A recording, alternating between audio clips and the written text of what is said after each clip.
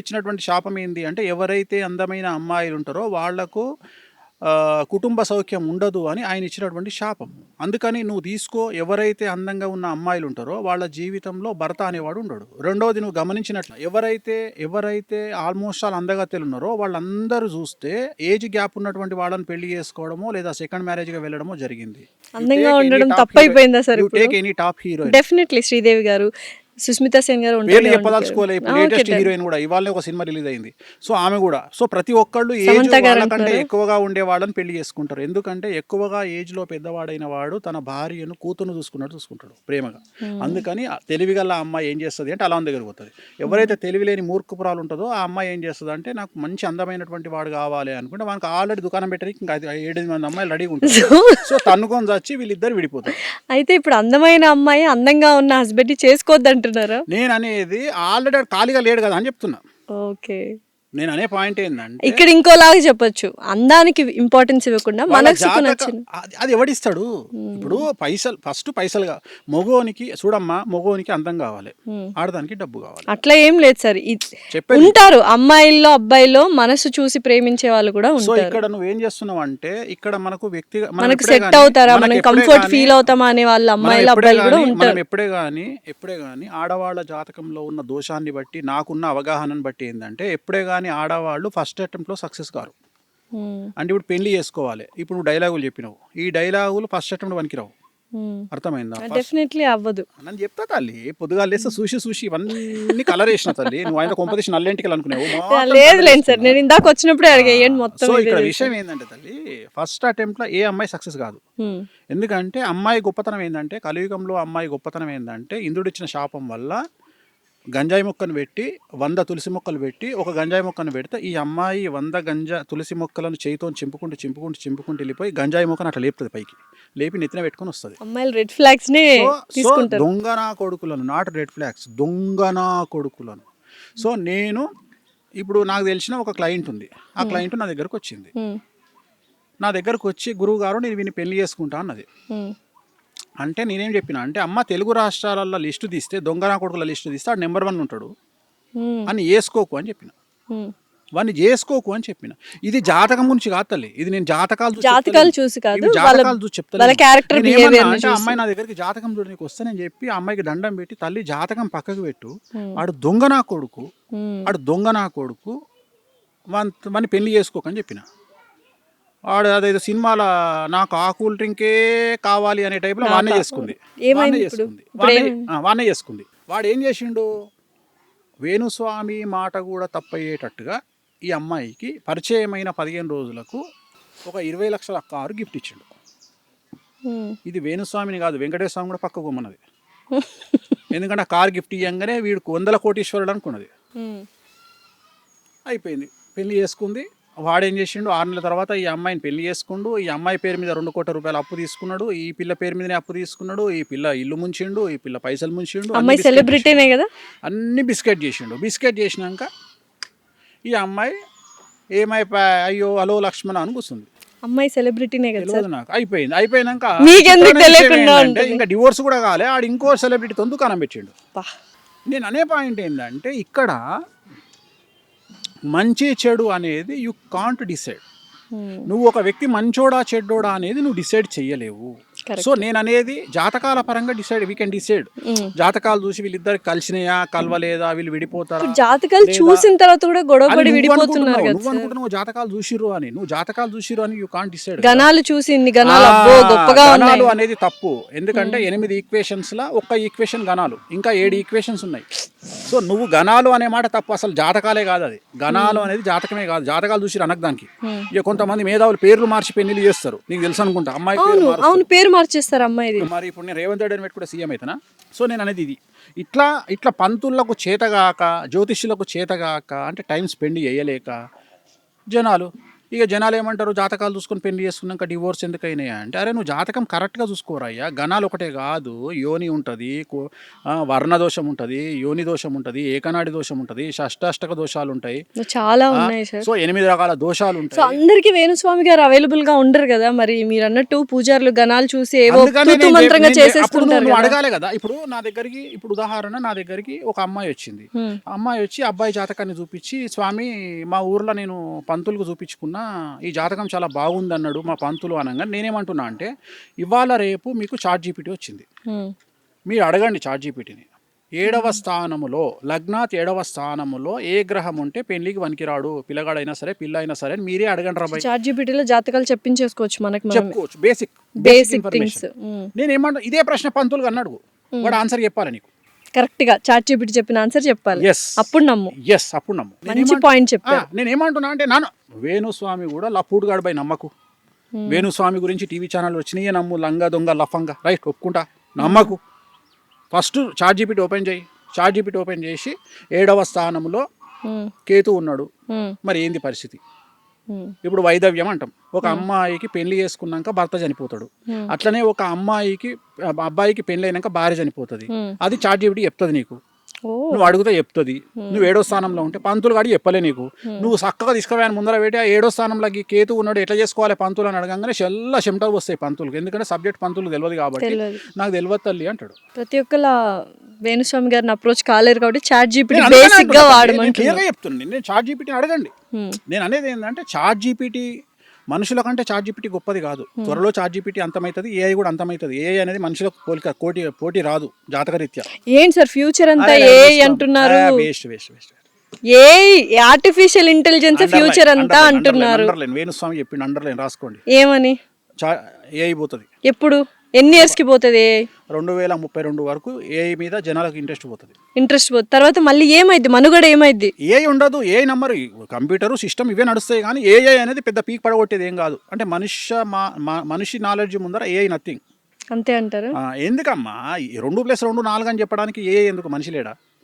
నేను అది గొప్ప విషయం కాదు, మనకు మానవ మేధస్సు కంటే గొప్పది చెప్పాలి. ఆల్రెడీ నువ్వు ఏదైతే డేటా లోపలికి ఎక్కించినావో అది AI చెప్తుంది. కానీ రోజుకు మనము ప్రతి సిచ్యువేషన్ డిఫరెంట్ గా ఉంటుంది, రోజు డిఫరెంట్గా ఉంటుంది తల్లి, ప్రతిరోజు డిఫరెంట్గా ఉంటుంది. సో నువ్వు అంచనా వేయలేవు. జనాలు చేసే మోసాన్ని యూ కాంట్ ప్రిడిక్ట్. నువ్వు అంచనా వేయలేవు మోసాలని కానీ, అభివృద్ధిని కానీ, రాకెట్లను కానీ. You can't predict anything in society. Sir ఇప్పుడు మరైతే బీటెక్ స్టూడెంట్స్ అందరూ ఆర్టిఫిషియల్ ఇంటెలిజెన్స్ అనే కోర్సులో జాయిన్ అయిపోయారు, చాలా చేస్తున్నారు. అప్పుడు మరి పరిస్థితి ఏంటి? చేతగానోడు బ్రతుకు తెరువు, చేతగానోడు కాంపిటీషన్కు భయపడేటోడు ఏఐకి భయపడతాడు. ఇట్లాంటి ఏఐలు వస్తేనే కదా వేణుస్వామి వాల్యూ తెలిసేది. ఇట్లాంటి ఏఐలు వస్తేనే కదా నీలాంటి అమ్మాయిల వాల్యూ తెలిసేది. ఏఐని ప్రశ్నలు అడుగుమను, ఏఐ బెండకాయ కూర ఏమను చేస్తుందా? చేయదు కదా. ఏం చెప్తుంది? 2+2 4 అని చెప్తుంది. నువ్వేంద్రా బాయ్ ఏఐ చెప్పని నేను చెప్పుకోనా? నేను అనేది ఇప్పుడు నువ్వు ChatGPTని నువ్వు ఏఐని అడుగు, డేట్ ఆఫ్ బర్త్ పెట్టి, అది చెప్పిన దానికంటే 100% మంచి ఇంకెక్కువ చెప్తా. జాతకం బెట్టు కడదాం కెమెరా ముందు, 100% అయిపోయింది. మరి ఇంక ఏం బీకింది అంటే, ఎవడైతే టాలెంటెడ్ పర్సన్ ఒకడు ఉంటాడు, మన గ్రూప్లో కూడా ఒకడు ఉంటాడు, ట్రైన్ పోతుంటే ట్రైన్ దిగి ట్రైన్ నూకుతున్నా అని దాన్ని పట్టుకొని ఇట్లా పోతుంటాడు. సో అంటే కష్టం చేయకుండా కష్టం చేసిన అని బిల్డప్ ఇచ్చేటోనికి ఏఐలు భయపెడతాయి. నీలాంటోనికి నాలాంటోనికి ఏఐలు భయపెట్టాయి. మనం ఏఐ అమ్మ మొగుడు. సో ఏఐలు ఇంకోటి ఏఐకి భయపడడం కూడా తప్పే, ఎందుకంటే ఏఐ కూడా మనం క్రియేట్ చేసిందే కదా. అంతే. సో మనం క్రియేట్ చేసిన దానికి మనం భయపడేది. జాబ్లు వెళ్ళిపోతాయి. ఈ రీజన్ ఏంటంటే, జాబులు వెళ్ళిపోవడానికి ఆర్థిక మాంద్యం రీజను. మనం ఏదైనా చక్కగా మాట్లాడుకోము. మన దగ్గర ఉన్న గొప్ప విషయం ఏంటంటే, మనం నిజాయితీ మనం తప్పులను ఒప్పుకోము. ప్రస్తుతం ప్రపంచాన్ని ఆర్థిక మాంద్యం కుదేలు ఒక ఆట ఆడుకుంటుంది. భారతదేశంతో పాటు అమెరికా కూడా అతి కష్టమైనటువంటి పరిస్థితుల్లో ఉన్నది. ఆ విషయాలు మనం మాట్లాడకుండా, అప్పులలో ఉన్నటువంటి కంపెనీలు, దివాలా తీసిన కంపెనీలు అన్ని పనులను తీసేస్తుంటే, దానికి వాడు ఏ అనేటువంటి ఒక రూల్ చెప్పి మనల్ని తీసేస్తున్నాడు. Okay, definite. సార్ ఇప్పుడు ప్రపంచంలో అతిపెద్ద సమస్య ఏంటంటే డబ్బు సంపాదించడము. డబ్బు లేని వాళ్ళు అంటే ఏదైనా ప్రాబ్లం ఉంది అంటే అది డబ్బుతో ముడిపడి ఉంటుంది. సో వేణుస్వామి గారు డబ్బు ఎలా సంపాదిస్తారు, డబ్బు సంపాదించడం ఎలా అని అడిగితే ఏమంటారు? డబ్బు సంపాదించడం ఎలా అంటే, ప్రపంచంలో 3 విషయాలు చాలా సింపుల్ విషయాలు. 1 డబ్బు సంపాదించడం, 2 అమ్మాయిని పడేయడం, 3 సెలబ్రిటీ స్టేటస్ అవ్వడం. ఈ 3 చాలా ఈజీనా? ఈజీ. ఈ 3 కోసం మొత్తం చెప్పని ప్రపంచంలో ఈ 3 ఈజీ. ప్రపంచంలో 3 కష్టం. 1 డబ్బు నిలుపుకోవడం, 2 పడేసిన అమ్మాయిని కాపాడుకోవడం, 3 సెలబ్రిటీ స్టేటస్ నిలబెట్టుకోవడం. డెఫినెట్లీ. ఓకే. సో ఇక్కడ సెలబ్రిటీ స్టేటస్ నిలబెట్టుకోవడము, ఇప్పుడు ఉదాహరణ అమ్మాయి పడే వరకు ఉన్న కసి పడ్డ తర్వాత ఉండదు, ఎఫర్ట్స్ ఉండవు తర్వాత. ఎస్. ఎందుకు అంటే ఆమె పొద్దున్న లేస్తే మన ఇంట్లోనే మన ముంగటనే బాత్రూమ్ కాడ బ్రష్ చేసుకుంటుంది రాత్రి ముఖం కడుక్కోకుండా. సో అంతకుముందు మనం గల్వనికి వచ్చినప్పుడు చాలా అందంగా తయారై వస్తుంది మేకప్ వేసుకొని. సో తర్వాత మనకు అందంగా అనిపించదు, అంటే లుక్సేనా సార్ ఇంకా చెప్తా నేను. సో తర్వాత అంతకుముందు ఆ అమ్మాయిని ప్రేమించేటప్పుడు ఈ అమ్మాయి పడితే చాలనుకుంటాడు మొగోడు. తర్వాత పెళ్లి కాగానే ఏమవుతుంది, నెలకు రెంట్ కట్టాలి, కార్ ఇన్స్టాల్మెంట్ కట్టాలి. సో వీడు ఈ పనులు ఉంటాడు. అమ్మాయికి ఏమనిపిస్తుంది అంటే ఇంతకుముందు వీడు టైం అంతా నాకు ఇచ్చేటోడు, ఇప్పుడు నాకు ఇస్తలేడు. సో వాన్ సావేంది, పైసలు సంపాదించి బాధ్యతల వల్ల వాడు నానా రకాల సంకలు నాకాల్సి వస్తుంది. ఈ అమ్మాయి ఏమనుకుంటుంది, నాతో మాట్లాడతలేడు అనుకుంటుంది. రెండోది అమ్మాయి మెంటాలిటీ ఎట్లుంటుంది అంటే, నువ్వు 10 కిలోల బంగారం నెక్లెస్ మెడలేసినావా, రాత్రి 8 గంటలకు అన్నం తినలేదు అని అడగకపోతే ఈ 10 తులాల బంగారం మీకినట్టే. అంతే కదా సార్. నేను అదే చెప్తున్నా, దీన్ని బ్యాలెన్స్ చేయగలిగిన వాడు మగవాడు అని చెప్తున్నాను. ఎక్కడ అమ్మాయిని తప్పు అర్థమైంది. మొగోడు ఏమనుకుంటాడు అంటే, నేను మంచి కారు పెట్టినా నా పెళ్ళానికి అని ఖుషి అవుతాడు. నేనేమంటారా, కారు పెడితే కాదురా, రాత్రి పొద్దున టిఫిన్ చేసినావా అని అడుగురా, హ్యాపీ ఫీల్ అవుతుంది. ఇంకోటి 5 తులాల బంగారు నెక్లెస్ తెచ్చి గిఫ్ట్ పడేసిన అనుకో, అరే దానివల్ల సాటిస్ఫై కాదురా, గంట సేపే ఉంటుందిరా, మళ్ళీ రాత్రి నువ్వు ఏం తిన్నావా అని అడగకపోతే మళ్ళీ మొదటికి వస్తారా లొల్లి. సో అందుకని నువ్వు అన్ని బ్యాలెన్స్ చేయి. ఇక్కడ అమ్మాయికి కావాల్సిన, భార్యకి కావాల్సినటువంటి ఫుడ్ ఇయ్యి, కేరింగ్ ఇయ్యి, సో ఫ్రీడమ్ ఇయ్యి, అన్నీ ఇస్తేనే ఒక అమ్మాయి నీకు ప్రేమతో అణిగిమణిగి ఉంటుంది. నిజమైన మొగోడు తలుచుకుంటే పెళ్ళాన్ని ఎవ్వనంటే వాడిని పెళ్ళాంతో మర్డర్ చేయించవచ్చు. నిజమైన హస్బెండ్ కరెక్ట్గా భార్యను హ్యాండిల్ చేస్తే ఆ భార్యకు కత్తిచ్చి వాడిని చంపే అంటే చంపేస్తుంది. కానీ అది చేతగాని కొడుకులు, వీళ్ళకి ఏదో ఎక్స్క్యూజెస్ చెప్పుకోగలిగిన వాళ్ళు సరిగ్గా అమ్మాయిని చూసుకోరు. నేను అనేది ప్రయారిటీ ముఖ్యం రా. నీ జాతకం, నీ జీవితంలో నీ ఫస్ట్ ప్రయారిటీ నీ పెండ్లం, నీ సెకండ్ ప్రయారిటీ నీ పిల్లలు, బస్ అంతే. ఇంక వదిలేసి ఇంక తల్లి తండ్రి వీళ్ళ మీద బాధ్యత చూపి. నీ తల్లి తండ్రి ఉన్నారు, నీ తల్లిదండ్రికి బాధ్యత. నీ బాధ్యత ఏంది, వాళ్ళకి టైంకు మెడికల్ షాప్లో మెడిసిన్స్ ఇప్పియడము, వాళ్ళు తిన్నరా లేదా కనుక్కో, అది బాధ్యత. ఇది తెలియక చాలా మంది గొడవలు పడేసుకుంటూ భార్య భర్త విడిపోవడానికి ఇటు తల్లిదండ్రులు అటు తల్లిదండ్రులు కారణం. రెండవది ఏంటంటే, ఇప్పుడు ఉదాహరణ ఈ మధ్య కాలంలో అమ్మాయిలు స్ట్రెస్ ఎక్కువ తీసుకోవడం వల్ల, రెండవది మనం తాగేటువంటి పాలల్లో మొత్తము కెమికలైజ్డ్ పాలు, దానివల్ల అమ్మాయిలు త్వరగా పీసీఓడీలు వస్తున్నాయి. సో పీసీఓడి అనగానే పీసీఓడి ఒకటే కాదు, హార్మోనల్ ఇన్బ్యాలెన్స్. సో ఆల్మోస్ట్ 100 మంది అమ్మాయిలను తీసుకుంటే 90 మంది అమ్మాయిలకు మూతి మీద మీసాలు వస్తున్నాయి. సో ఎందుకు అంటే హార్మోనల్ ఇన్బ్యాలెన్స్. దీన్ని అర్థం చేసుకోగలిగిన శక్తి మగవాళ్ళ దగ్గర లేదు. ఇక్కడ విషయం ఏంటంటే, వాళ్ళను ఒక బాధితులుగా చూడాలి మనం, అమ్మాయిలను ఒక బాధితులుగా చూడాలి. బాధితులుగా చూసినప్పుడు అరే వీళ్ళు పీసీఓడి బారిన పడ్డరు, ఒక హార్మోనల్ ఇన్బ్యాలెన్స్లో పడ్డరు అంటే వాళ్ళు ఒక కన్సర్న్ కోరుకుంటున్నారు. అంటే వాళ్ళ బాడీలో వాళ్ళకి తెలియకుండా ఏవో ప్రకృతిపరమైన జరుగుతున్నాయి, కల్లోలం జరుగుతుంది. నేను అనేది, నువ్వు సునామీ అంటావు కదా, ఆ సునామీ సముద్రంలో పక్కకు పెట్టరా, నీ పెండ్లాంలో సునామీ వచ్చింది, నీ బిడ్డల సునామీ వచ్చింది, నీ చెల్లెల సునామీ వచ్చింది, అది గమనించు. ఆ సునామీని ఎట్లా హ్యాండిల్ చేస్తావు అనేది హ్యాండిల్ చేయి. ఆ సునామీని హ్యాండిల్ చేస్తే ప్రశాంతంగా ఉంటుందిరా. సముద్రం ఎంత ప్రశాంతంగా ఉంటుందో ఆడదంత ప్రశాంతంగా ఉంటుంది. అప్పుడు జీవితం చాలా ప్రశాంతంగా ఉంటుంది. ఇది ఎవడు ఎంతసేపు వాడు ఆ అమ్మాయి డేట్లో ఉన్నప్పుడు కూడా నాకు టీ అంటాడు పెళ్ళాన్ని. అరే అమ్మాయి డేట్లో ఉన్నప్పుడు 4 రోజులు పాతకాలంలో మనం సెలవిచ్చినాం, ఇప్పుడు ఇస్తలేం రా. ఆమె పొద్దున్న లేస్తే ఆమె తయారయ్యి, ఉదాహరణ ఒక జీన్స్ ప్యాంట్ వేసుకునే అమ్మాయి తను డేట్లో ఉన్నప్పుడు ఆ డ్రెస్ వేసుకొని బయటికి పోయి జాబ్ చేయాలి అంటే ఎంత డిస్కంఫర్ట్గా ఫీల్ అవుతుంది. ఒక ఎయిర్ హోస్టెస్, ఒక మంచి పొజిషన్లో ఉండే ఒక అమ్మాయి, ఒక హీరోయిన్, డ్యాన్స్ చేయాల్సిన హీరోయిన్ డేట్లో ఉండి డ్యాన్స్ చేస్తుంది. లేదు ఒక యాంకరు 18 గంటలు నిలబడి 5 ఎపిసోడ్లు చేయాల్సిన యాంకరు డేట్లో ఉండి అడ్డగోలుగా నీళ్లు గారినట్టు బ్లీడింగ్ అవుతుంటే ఆ అమ్మాయి ఆడ నిలబడి చేయాలి అంటే, అరే నీకు దెబ్బ తగిలి, నీకు ఒక చిన్న బొటనైలకు దెబ్బ తగిలి గిలగిల కొట్టుకొని 3 పల్టీలు కొడతావు, గాడిది కొడక. ఆ అమ్మాయి బ్లీడింగ్తోనే ఆడ కష్టపడుతుంది, నువ్వు ఆమెను కంపేర్ చేసి ఆమె గురించి తెలుసుకోలేనటువంటి మూర్ఖముండా కొడుకువి. నువ్వు నీ తప్పు పెట్టుకొని నువ్వు అమ్మాయిలను తిడితే లాభమేముంది? నీ దగ్గర తప్పు. మూడ్ స్వింగ్స్ వచ్చినా కూడా దాన్ని కూడా అవహేళన చేస్తున్నారు. నేను అదే చెప్తున్నా, అది అర్థం చేసుకోవాలి. ఇప్పుడు తిట్టంగానే ఎందుకు తిట్టింది, సింపుల్ లాజిక్. ఓకే, పీరియడ్స్ లో ఉందా లేదా, ఇప్పుడు అంత దూరం ఎందుకు పోతున్నావు? నేను నా బిడ్డ దగ్గర నుండి పోతుంటే అది ఏదైనా మాట్లాడంగానే డైరెక్ట్ రివాల్వర్ పెడుతుంది. అంటే టపాక్ మన ఒక మాట అంటుంది, అనగా నాకు అర్థమైపోయింది, ఏంది తల్లి అంట అనగానే అర్థమైపోతుంది ఇక నాకు. నేను అనుకుంటా డేట్ ఎప్పుడు అంటానా చూసి, ఎల్లుండి అంటది. ఎల్లుండి అంటే 2 రోజుల ముందే దుకాణం పెట్టింది అని ఇక మళ్ళీ దాన్ని దిక్కుకోకుండా ప్రశాంతంగా ఉన్నది ఏమన్నా అర్థం చేసుకుంటాం. అంటే ఇది ఎవరు అర్థం చేసుకోవాలి? మగవాళ్ళు అర్థం చేసుకోవాలి. ఇది అర్థం చేసుకోకుండా దానికి ఇగో అని పేరు పెట్టి, జెలస్ అని పేరు పెట్టి, ఇప్పుడు ఆ చేతిలో రిమోట్ ఉంటుంది, డేట్లో ఉంది, రిమోట్ చేతిలో టీవీ రిమోట్ ఉన్నప్పుడు ఆమెకు నచ్చిన టీవీ చూస్తుంది, చూడదు, ఇంకేమో చేస్తుంది. వీడేం చేస్తాడు, ఆమె చేతిలోకించి రిమోట్ గుంజుకొని వీడు పెద్ద పీకుడు కానీ లెక్క లోకల్ ఎమ్మెల్యే లెక్క వీడు న్యూస్ పెట్టుకొని ఉంటాడు. ఏం మిక్తావు న్యూస్ చూసి, వీడు ఏం మిక్తాడు న్యూస్ చూసి, అసలు న్యూస్ ఏం పని ఉంది, ఫోన్లో ఏమైనా సక్క న్యూస్ వస్తుందో అది కూడా వస్తుంది. నాకు రిమోట్ ఇవ్వవా అని గొడవ పెట్టుకుంటాడు. నేనేమంటున్నాను, అరే నీ అమ్మ 4 రోజులు ఆ రిమోట్ ఇడిచిపెట్టి ఏదైనా పోయి సావు రాదురా, ఆ రిమోట్ ఇడిచిపెట్టి ఆ 4 రోజులు నీ సెల్ ఫోన్ ఆన్ చేసుకో, నీ పని నువ్వు చేసుకో. సో నేను చెప్పేది చేసుకోండి ఆ డేస్ లో కౌన్సిలింగ్ నేను నా జనాలకు, నాకు వ్యక్తిగతంగా కూర్చున్న వాళ్ళకు నేను ఇచ్చే కౌన్సిలింగ్. ఇప్పుడు కూడా చాలా మంది తెలుసుకుంటారు ఇది చూసి అంత. సో ఇది నేను అందుకని నేను ఏమంటా అంటే ప్రయారిటీ, నీకు పెన్లాం కోపం వద్దు, పెన్లాం డేట్లో ఉంటే తిట్లొద్దు, కానీ మంత్లీ పెన్లాం జీతం లెక్కించి మాత్రం నాకు 70,000 నేను ఇన్స్టాల్మెంట్ కట్టాలని. రోజు సేవలు వంట వండాలి. మళ్ళీ నీకు ఇప్పుడు వీడేమో పీకుడుగాడు రోజు డ్యూటీకి వేస్తాడు, ఆమెనేమో పొద్దున్న లేచి పోరలను స్కూల్కి పంపించాలి, జాబులు చేయాలి. ఇంకొకటి ఈ ప్రపంచంలో అతి కష్టమైన విషయం ఏంటంటే 100 మంది పెన్లాలను మెయింటైన్ చేయొచ్చు, కానీ ఒక బిడ్డనో కొడుకును మెయింటైన్ చేసడం అంత నరకం ఇంకోటి లేదు. ఎందుకంటే మనం వాళ్ళను పెంచే విధానం అంత సెన్సిటివ్ అయిపోయింది. అంటే మన చేతుల్లో లేకుండా అయిపోయింది. చిన్నప్పుడు నన్ను మా నాన్న కొడితే, మా దగ్గర తెలంగాణలో చింత బరిగెలు అంటాం, కొడితే 10-15 ఇరిగిపోయినాయి, నా రికార్డ్ అది. రెండోది కోదండం అంటారు. కోదండం అంటే ఏంటి తెలుసా, కాళ్ళు పైకి కట్టి తలకాయ కిందికి వదిలేస్తారు. అలా చేసేవాళ్ళ 5 సార్లు వేసిర్రు. సార్ పేరు కూడా చెప్తున్నా, రవీందర్ రెడ్డి సార్. నా సార్ పేరు రవీందర్ రెడ్డి, మీ టీచర్, నా టీచర్. ఆయన నన్ను 3-4 సార్లు కోదండం వేసిండు. సో నేను అంత అనుభవించిన. ఇప్పుడు మన పిల్లవాడు మనము ఈ జనరేషన్ పిల్లలు నో అంటే యాక్సెప్ట్ చేస్తలేరు. వాళ్ళు నో అనే పదాన్ని వినడానికి ఇష్టపడరు. పేషెన్స్ కూడా లేదు. పేషెన్స్ కాదు, నో అంటే ఆటోమేటిక్గా నో దగ్గర నన్ను వస్తాయి తల్లి. ఎప్పుడైతే నీకు నో అనే పదం ఇంట్రెస్ట్ లేదో అక్కడ నుండి అన్ని స్టార్ట్ అవుతాయి. వాడు నేను సైకిల్ కొంటా, నువ్వు నో అనలేవు. వాడు ఏది చెప్పినా నువ్వు నోరు అడగడు, సైకిల్ కావాలి నాకు, అదే చెప్తున్నా. సో ఈ పిల్లల్ని పెంచడము అంత కష్టము. నేను అందుకనే చాలా వరకు సజెషన్ చేస్తాను, ఒక్కడే పిల్లగాడు ఒక్కడే.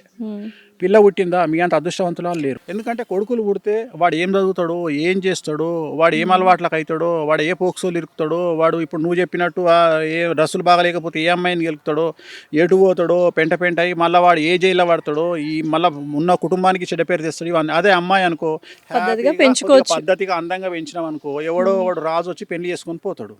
ఓకే, రాణి కావాలంటే రాజు దొరికితే చాలు, కానీ రాజు కావాలంటే నానా సంకలనం నాకాలి. సార్ ఫ్యూచర్ లో పెళ్లిళ్ళు ఉంటాయంటారా సార్? ఉండవా? ఉండవు.